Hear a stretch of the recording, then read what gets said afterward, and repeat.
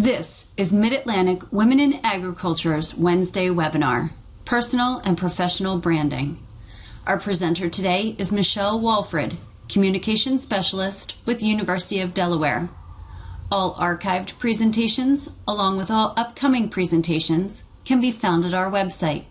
And a special thank you to our sponsor. This session is pre-recorded, but Michelle has provided her email address for questions. Thanks so much. I've given, and I've borrowed actually a couple slides, I've given this presentation to 4-H youth. I'm a 4-H leader, and I've presented at regional forums on healthy internet habits, and it's a particular concern of mine that young kids, minors, and even young adults use the internet wisely, because today it is a brand, and what you do on the internet can affect your future interests. So we're going to move on ahead. Your brand is your public image.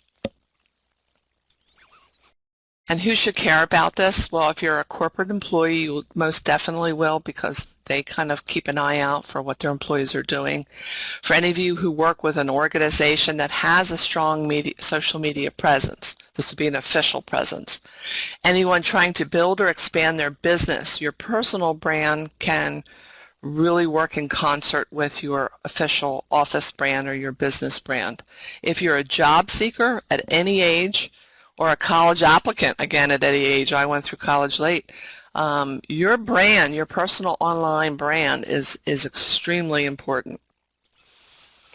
So there's types. So when I say personal brand, a personal non-professional brand would be what you do online doesn't have anything to do with what your work is or your profession. Typically, this is what we'll do on our personal Facebook pages. So we might discuss pop culture, news, politics, our favorite sports, religion, current events, personal life. That's very typical for a personal online presence. Normally you can set privacy settings for that. And my colleague Christy will talk more about that in her Facebook and internet privacy. And people use their real names, and some of them use monikers or nom de plumes or a username. A personal professional background is something different. Now, I have the personal, and then I have what's called a personal professional online presence. And this is when your real name is linked or mentioned. You talk about where you work on your profile somewhere, your education, so that's reflected. You may not be an official spokesperson for your company or your organization, but you talk about where you work. And a common disclaimer will be tweets are my own. You may use usernames, or made-up usernames are not as common. So people normally, when they have a personal, it's going to be a tongue twister, they will use their real name. And of course, if you have a business or an organizational presence, you're going to use your brand, your logo that you have. For employers, personal brands demonstrate to that how well networked or connected you are.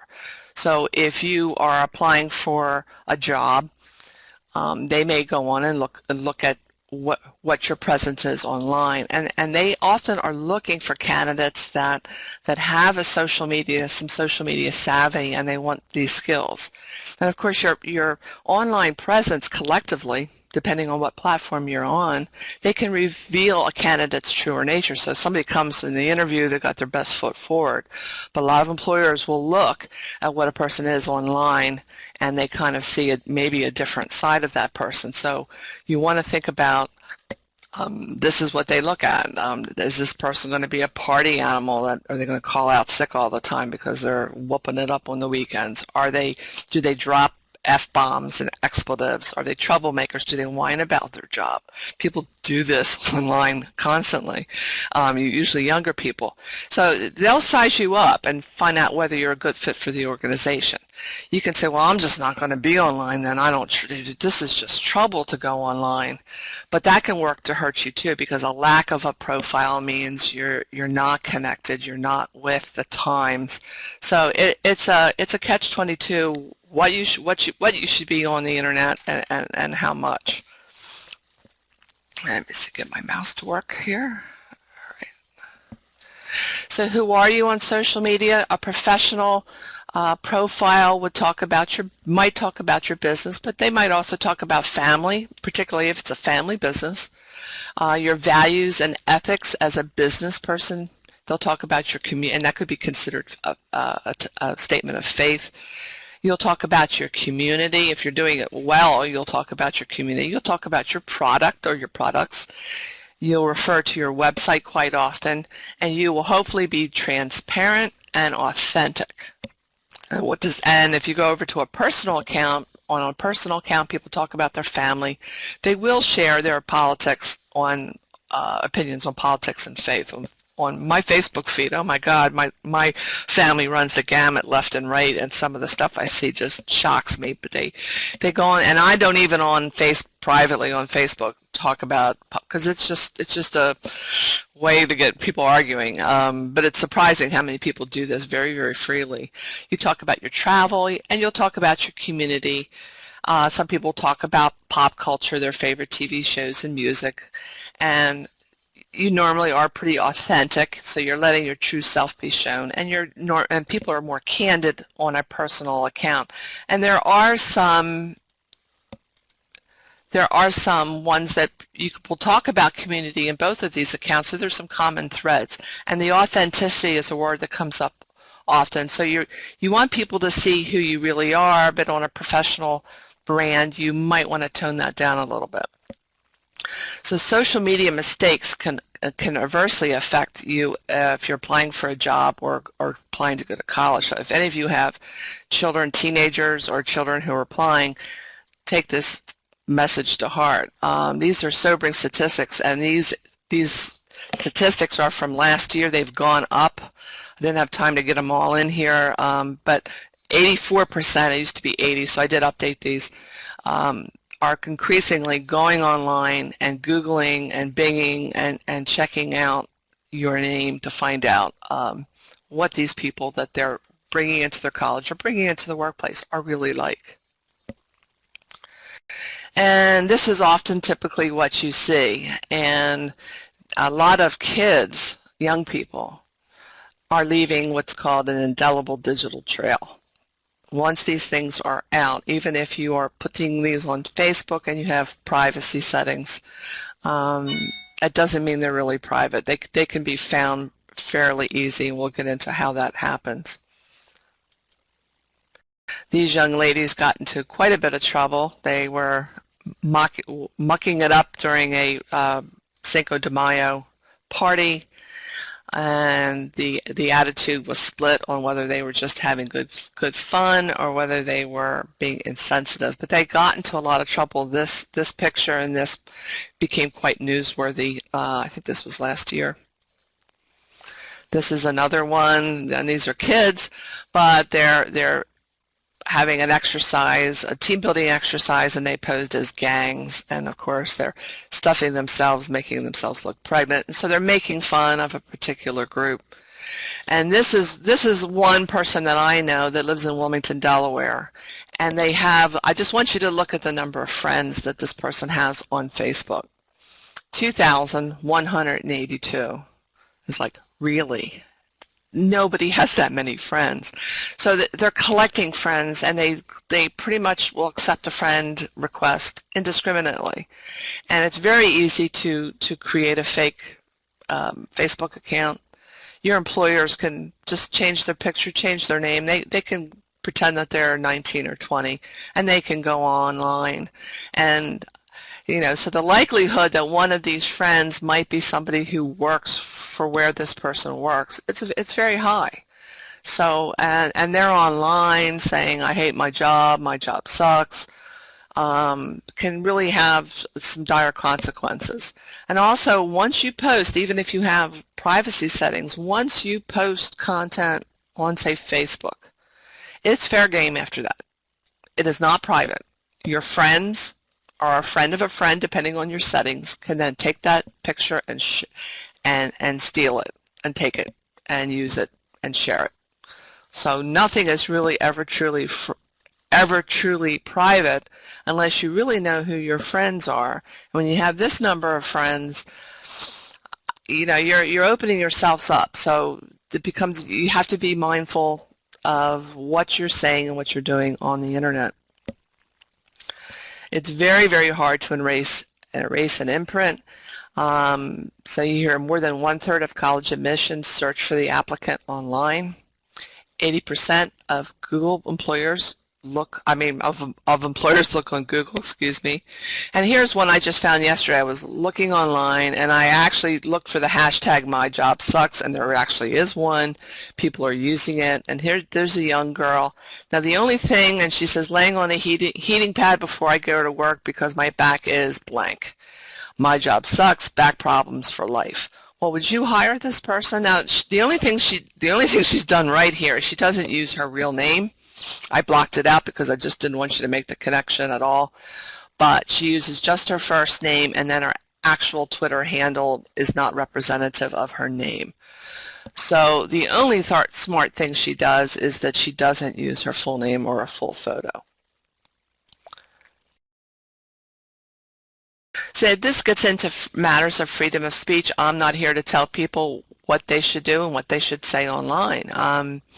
But a lot of teenagers will put their personal drama online. They talk about their relationships. They talk about sexual topics. Everybody talks about politics and religion. That's fine. People like to vent on social media, and they wish to be authentic, and they can be candid, and they can be very raw. But what you say never goes away. So you may want to consider, and if this is your thing, and some people, if you're Glenn Beck, your thing is to be conservative and to voice your very strong opinion. You could be on the Rachel Maddow and be the exact opposite. So if that's your brand, that's fine, but a lot of people, it's not necessarily their brand, or they're not thinking about that they have a brand. They're just going online and talking, and it can have a very strong impact. So some advice I give to teens is that anything connected to your real name should be kept moderate and professional, and this would go for adults as well. So if you have an email that's crazygirl134, you may want to call it, your real name or initial and last name. So if you have social media accounts like Twitter, you can have more than one. So you can have one under your real name, and your real name, you can put pictures of flowers and nice things, and you can go crazy on the other one. So I'm not saying that people shouldn't talk about what they want to talk about on the internet. Absolutely, you want to be yourself, but you want to think, and especially kids want to think about how this is going to connect down the line. Because what you think is cool and great now is going to might look ridiculous in 6 months or even a year. So the other thing I tell kids to do, especially if they're looking at the college in their future, to maybe create a personal blog and start talking about, in this case 4-H, they could talk about their community service and what they've learned on their project area. They could create a photography blog and talk about and show their creative. This will show employers and colleges, oh, this person knows how to use blogs. I'm seeing how this person thinks. I'm seeing how they what their rationale is, and of course adults can do this as well. And just kind of keep an eye on your number of Facebook friends and who you're letting in. It's very, very easy to create a fake profile. So what do you want people to think of you online? So what defines you? And this is one definition of branding, but it's just a way that when people hear your name, what comes to mind? What do they think about when they hear your name? And you have control of how that is to be perceived. This is mine. Now, when I first started on Twitter, I had a completely different Twitter account, and I talked about the Golden Globes. My sister and I would get online, and we would talk about the Golden Globes, what people were wearing. We became fashion critiques, the online version of Joan Rivers and her daughter Melissa. We would sit there and we would just have a blast. I'll talk about politics. I talked about TV shows I like The Walking Dead or Breaking Bad. And I went to a seminar out in California with the Extension, and we were talking about personal brands, and one person said, well, I My Twitter account is all about family consumer science and healthy foods and that sort of stuff. And we were encouraging the conference was encouraging people to live tweet. And she says, I don't want to do that because my people don't care about what's going on at this conference. They just care about, recipes and diabetes and things that are in her profession. And so there was this real discussion on what you should do with a professional or personal account. So what I came away with was that yes, you should have a professional profile. So when I came home, this was March of last year, I created a new Twitter account, and it was with my name, so it's at @mwalford. And one of the things I learned in my social media course was that you want to be consistent with your brand across board. So at the time I took these screenshots last year, I had graduated, so I had my picture of my graduation. So I used that photo, as you see. This is my LinkedIn, this is my Twitter, this is my Instagram, this is my Facebook, and this is my Google+. And in my profile, so I'm consistent in the photograph. They don't have to be identical, but they should be in the same family of photograph. I've since changed this photo, but this is what I had. My profile pretty much talks about who I am, who I work for, and in the Twitter account, this might be a little fuzzy, but I say things like, I'm an ad communicator, and I list at Carville UD, at UD Extension. I work with 4-H. I'm with Extension. My favorite topics are, and I think I've updated this since, photography, 4-H, Thomas Nast, which was a research project I had, social media, etc. So people know what to expect. And so when I tweet about those topics.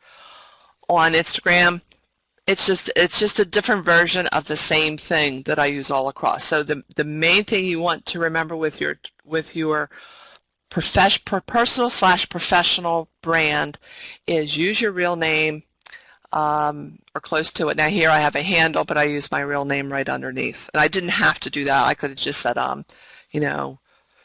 camera girl if I wanted to. But it's good if you're establishing your brand, you want to use your real name. You want to be consistent with your images. So when I tweet, this is my current picture.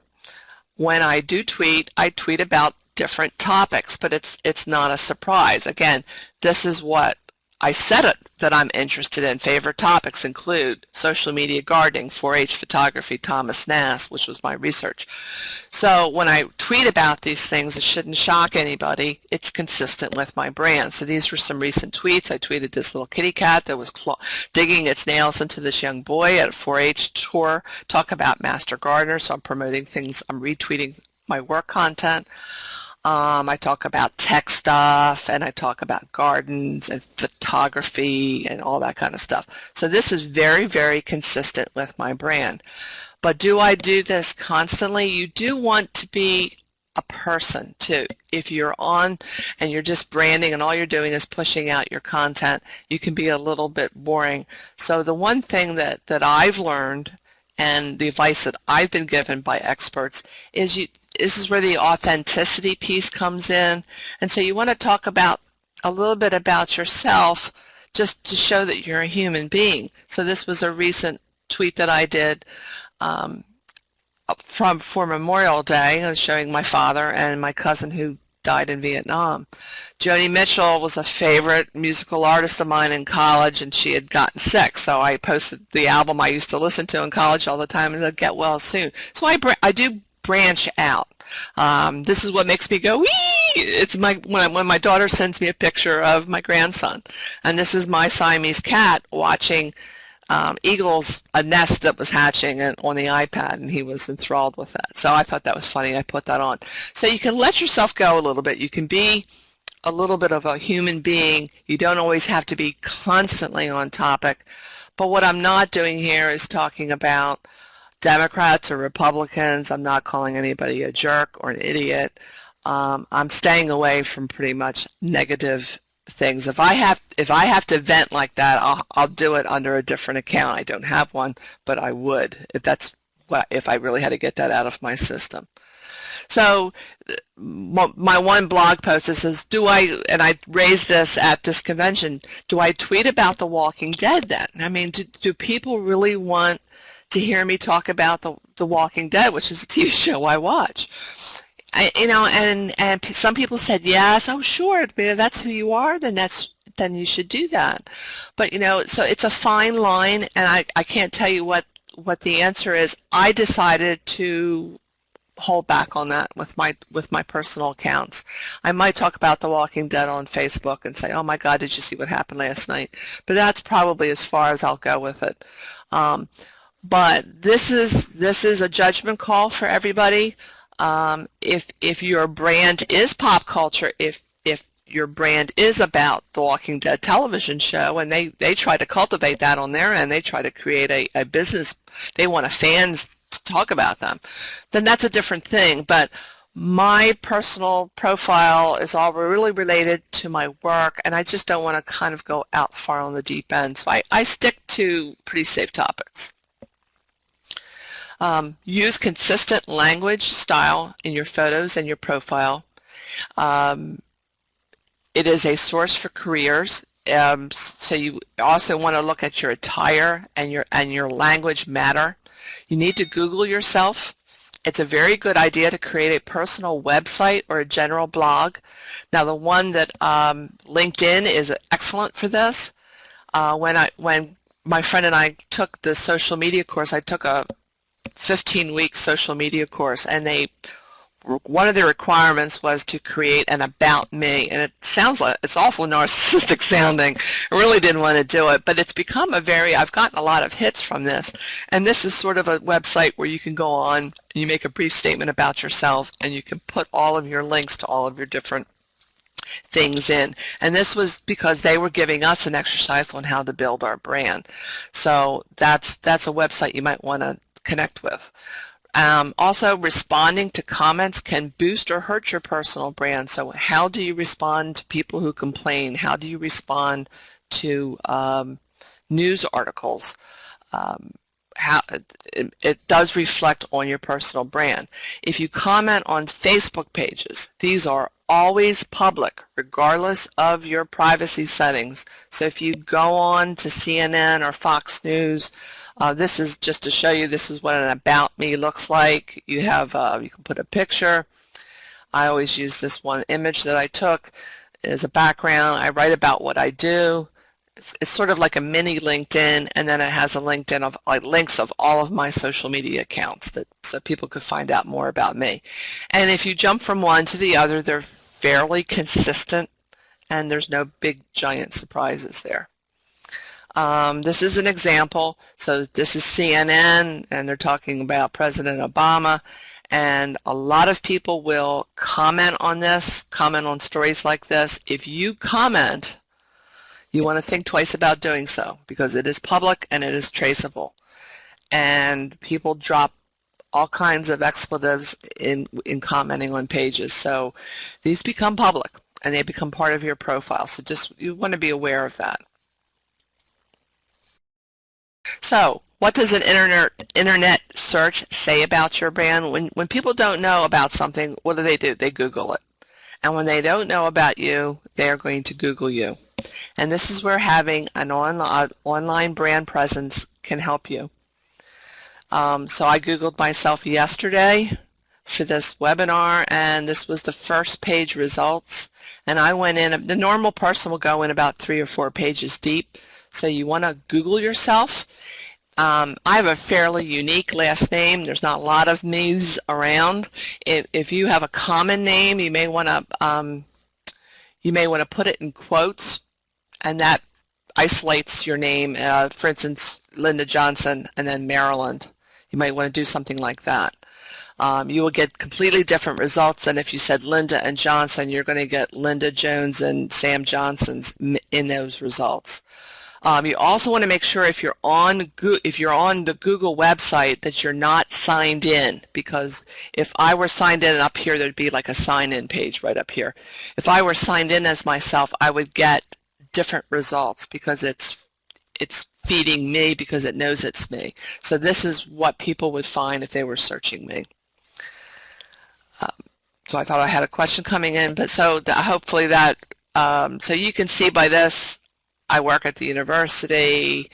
That's my research website, but gardening is big. It's a big one for me. So that's how I show up. So you do want to Google yourself, and you should do it often. You want to Google your children. Then you can click on images and see the different images that come up, and they've stayed pretty consistent throughout. So I've controlled that by when I create my social media presence, I don't have different photographs. I pretty much keep with the same thing. So this is just one t-shirt saying something sarcastic at the wrong time. It's made politicians shudder. It's caused people to lose their jobs. So you really do want to be careful of what you say online. Your professional brand is your public reputation. So how you define yourself, how we define ourselves in the work arena is one thing, but sharing some personal elements that make us unique. So you want to do a little bit of both. You just don't want to be very droll. Again, I've mentioned this before. Create an email account that reflects your personal name. And leave out superlatives like I am the social goddess or a social guru or I'm crazy or horse girl crazy or some people put their date of birth after their name. So none of that's really good. Keep it simple. Keep it straight. Just your first and last name or initial and last name.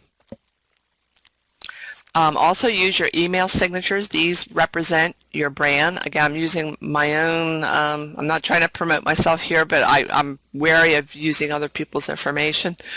This is my standard email for work. So it says who I am, link to my website, and we're promoting Ask an Expert, so I talk about that. If I am talking about if I'm writing to the media, I have a media signature, so this would be who I am to the media when I'm doing out a press release. And then I'll say, and I visit us at our accounts, and here's a link for some staff profiles. So you can use your email signature to promote your brand. I'm also serve as an alumni chair for my college, so in this case my signature is different, and I'm promoting the social media accounts for the alumni club. So you can create, at least in Outlook, you can create several different signatures and use them, and this will help pull together. So you have a chance of just saying, you know, if you have an About Me link, you can say, for more about me, click that. So if you're promoting something or a business, you can put your business website in your. So here's some do's. You want to define your brand and take the time to do some soul searching and determine who you are and what you would like your personal brand to be. This is on brandyourself.com, so you can find a lot of resources here. They will actually offer you a service, and they help push positive information about you up and push things you don't want to see down into maybe back pages of Google. You want to be able to communicate your brand and start building your online presence. You are being Googled by people that you're just meeting and introducing. They'll go home and they'll go, oh, I want to find out more about Karen, or I want to find more about Shannon. And they do it, and so you need to know what they're saying. And if there's something on there that you don't like, there's ways that you can change that and push other. Most of the time it's just by burying the bad stuff or the negative stuff and putting up more content that you have controlled. And you want to become visible. And some people don't want anything to do with any of this. They'd rather just stay away from social media completely. And if that's not going to affect your business, that's fine, but most of us are on here because we're trying to see how social media can help our business, help our farm, help the organization that we work for. And when they're meeting you in a professional setting and you hand people your cards, you can bet that they're going to go home and check you out. These are things you should not do, of course. Don't fabricate or exaggerate. Leave out your personal aspect.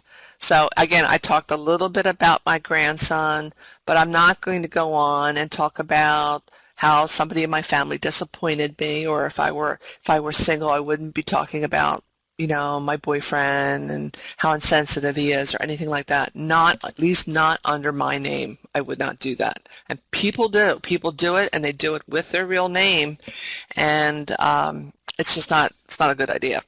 And you should be relatively consistent. A picture's worth 1,000 words. What's a bad profile picture? These are the ones I think are bad. Now you may say, well, what's wrong with the guy in the middle with his hand on his chin? I consider these very cliche, and I almost viscerally react to the suit coat over the shoulder with the finger pose. These almost look like they're just grabbed from a stock photo company. This is underexposed. It's just poor quality. This is a guy with his pet. And if his brand is goofy or trendy, or if he's Gen Xer or he's in social media tech, that might be an okay blog. But for something professional, I would say no. Anything you've taken with your webcam, take it down. A mirror selfie, take it down. Pictures with pets, not a good idea. Not for a professional profile. These are examples of good ones. Taken outside. It's not a professional backdrop here. This one is. You can tell it's a studio shot, but nice and clear, straightforward.